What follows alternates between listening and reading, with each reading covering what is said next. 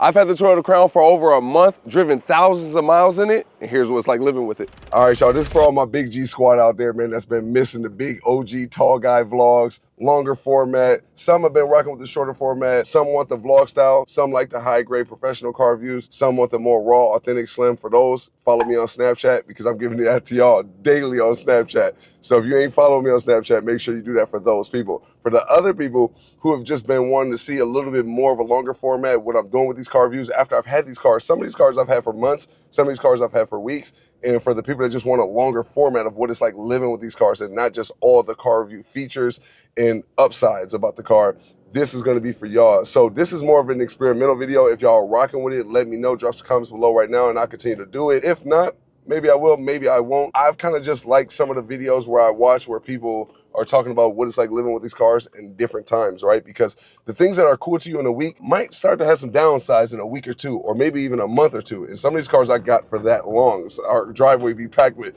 4 or 5 cars at times. Honestly, it's a blessing. I'm not complaining at all. I'm super grateful. All glory to God. Life is good because God's good, simply put. But I'd like y'all to tell me, would y'all like that kind of format, more of a vlogger style where I'm holding the camera, nobody else is holding it for me, more personable, more like the OG tall guy vlogs back in the day. But at the same time, I also want to keep that high grade professionalism there because this is the aim in the route in which I'm trying to go. All about evolution, y'all. It's like if we're not evolving, if we're not striving to be better, if we're not striving to be better than we were yesterday or than we are today or how we were last year versus this year, like we should constantly be setting new goals to evolve as human beings. And this is my way of doing so. And this is how I want to do it with the content. But at the same time, y'all gonna get the real authentic me. But at the same time, I also want to shoot some high grade, top level, top tier production. You know what I mean? So drop some comments below right now. Let me know what you think about this format and do you like it? Give it a thumbs up if you do. And let's get started with this video, man, because it's about to be a legendary one. So stay tuned for all the other videos I got coming for y'all. And I'm just going to be looking at y'all responses and reading y'all comments and what y'all like, what y'all don't like. And it's all destructive criticism at the end of the day. And I'm looking forward to it.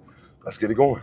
Now, one of the things I really love about this car is the fact that I don't think you expect this from this car. And this is 0 to 60 time. It's 0 to 60 is 5.7 seconds, give or take, all depending on who the driver is and what kind of terrain you got. But 5.7 seconds. And honestly, it feels like maybe 4.7 seconds because this hybrid engine, like it really gets down. Like anytime you really step on that thing and really want to get it to pushing, it does just that without any hesitation or any crazy stupid lag or nothing like that. It just gets up and gives you what you want, but without being considered a performance car. No, I don't think nobody would consider it like all pure performance, but it's definitely a fun car and it definitely gets up at the drop of a dime. So, I mean, that's all you can really ask from this luxury sedan, you know what I mean?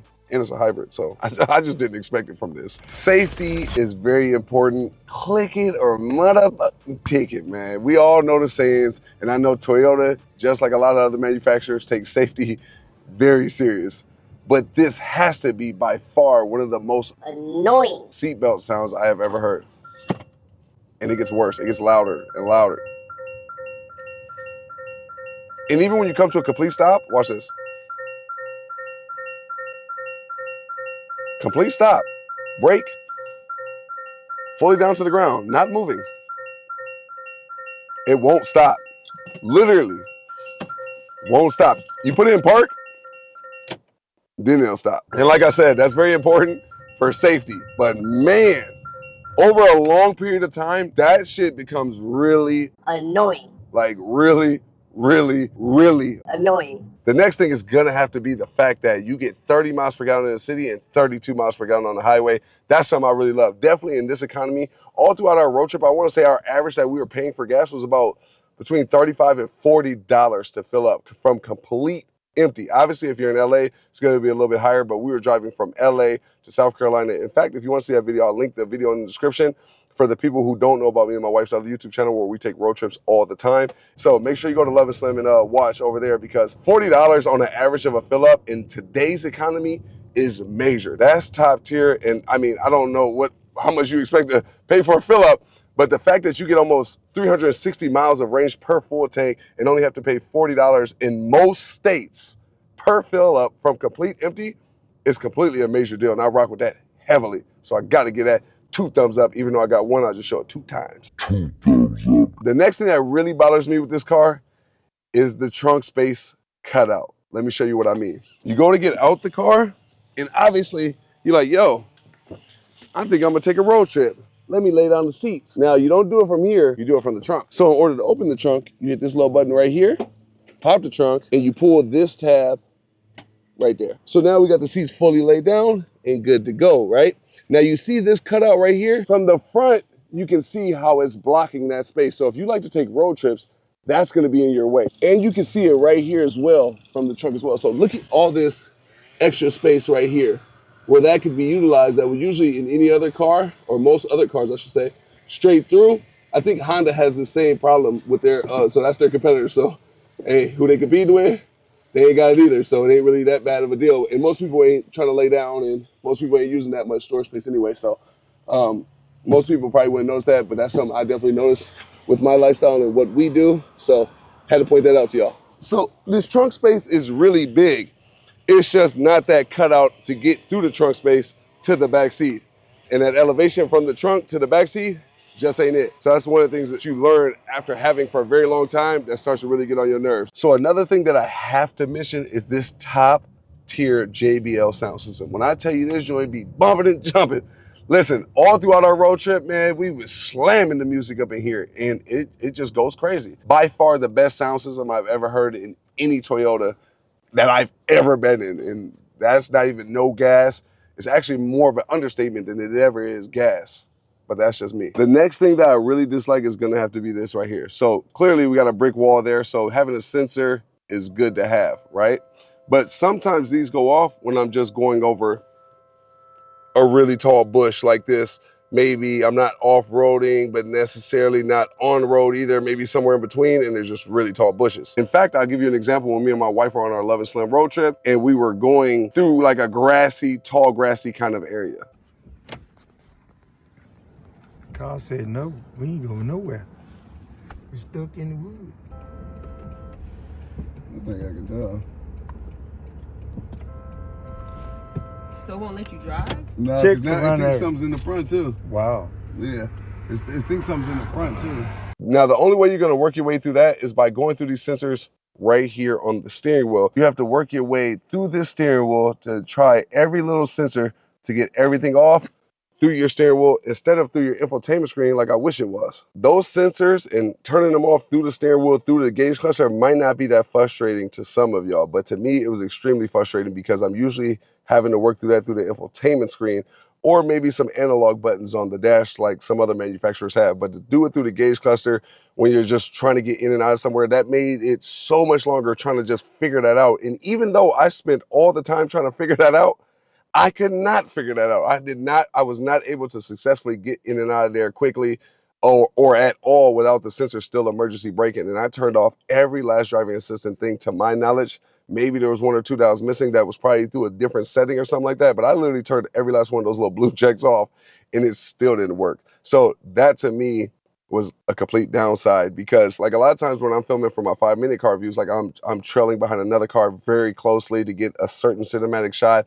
or different things like that. And every time it's doing that emergency braking, that can make a risky situation a very sticky situation, if you know what I mean. Now, while on the topic of the digital gauge cluster and that being annoying, another thing that's really annoying, and I know this is a Toyota thing, I'm sorry Toyota, but I gotta mention this, is this. These pop-ups are all day, every day, all throughout the day. They just don't stop. You get the back, and let's see how long it takes before it pops back up.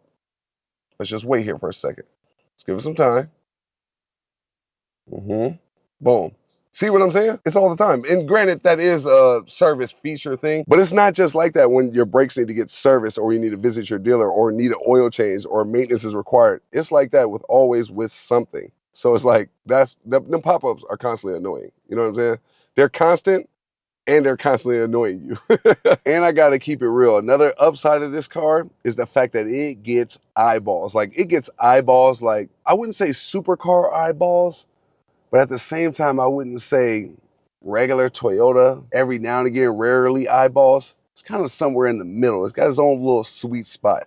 And I think you just don't see too many of them on the road. Like I've had this car for over a month now, and you just don't see too many of them on the road. So when you do pull up with one of these, they do got a crazy curb appeal where people are asking like, man, what is that? And for the people that do know what it is, they're like, man, what do you think about that? I was really thinking about getting that, or I was really reading into this like this. And I was talking to one of my neighbors the other day just outside the house. And it was like, hey, man, so what are your thoughts on Toyota Crown? And clearly they know I do cars.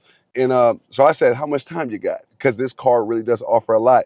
And not just on the interior with features and different things like that, but just on the look side. It's just different than whatever's out on the road. And y'all know what I believe.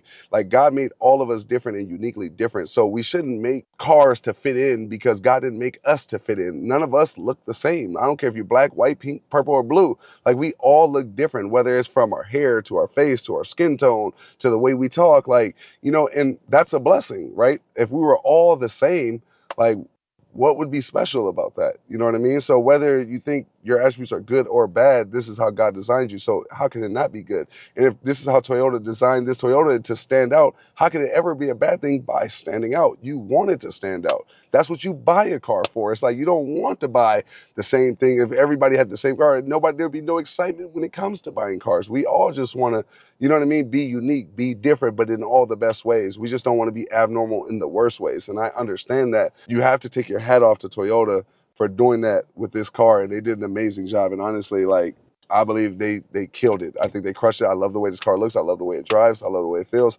I'm just bringing up the other things because nothing is made perfect in this world. The only person that was ever perfect in this world was Jesus Christ. So clearly everything and everyone in anything in it is not going to be perfect. So I just have to bring up the things that are imperfect in this car and that could be better, you know. And even when they fix those things, it still won't be a perfect car. It'll still be something that somebody will always be able to say and complain about. But all in all, this car is definitely worth it. I definitely rock with it. And I don't think anybody that's buying it will have any buyer's remorse, but that's just my opinion because all of us are different. So maybe some people could, maybe some people won't, but you just never know if you don't get out there and try.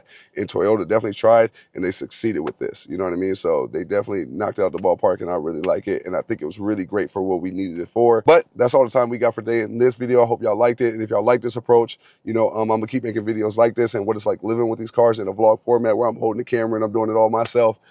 Bit more personable. So y'all drop some comments below. Let me know if y'all really rocking with this. It's like the old tall guy kind of vlogs. And I don't know, man. Like I said, follow me on Snapchat if y'all want to see all these in real time when it's really happening and really going down versus when we doing this production and this high grade editing and top tier shots and different stuff like that. But give it a thumbs up. Rock with your boy. And that's it for this video, man. And like I said, I got some more coming for y'all. We got some more Toyota reviews coming out. Shout out to Toyota. Shout out to all the manufacturers that I'm working with right now. And we got so much more coming for y'all. And I hope y'all enjoyed this, man. And hope you like Toyota Crown. If you want it, definitely go buy it because you'll never regret it. Not gonna lie to you. I'm out.